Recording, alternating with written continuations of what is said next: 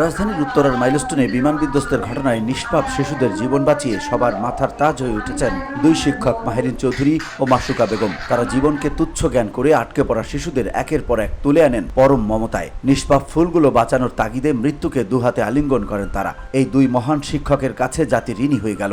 মহৎ হৃদয়ের অধিকারী না হলে পরের তরে জীবন উৎসর্গ করা যায় না।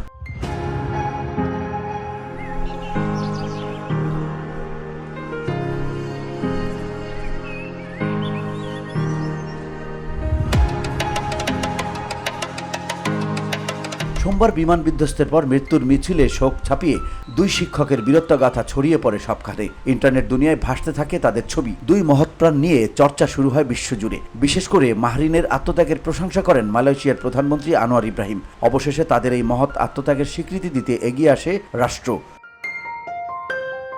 দুর্ঘটনার সময়ে বীরোচিত ভূমিকার স্বীকৃতি দিতে এই দুই শিক্ষককে রাষ্ট্রীয় সম্মাননা দেওয়ার সিদ্ধান্ত নেওয়া হয়েছে। বৃহস্পতিবার উপদেষ্টা পরিষদের বৈঠকের পর সরকারের এই সিদ্ধান্তের কথা জানান প্রধান উপদেষ্টার সহকারী প্রেস সচিব Suchismita Tithi. VOD Bangla news desk.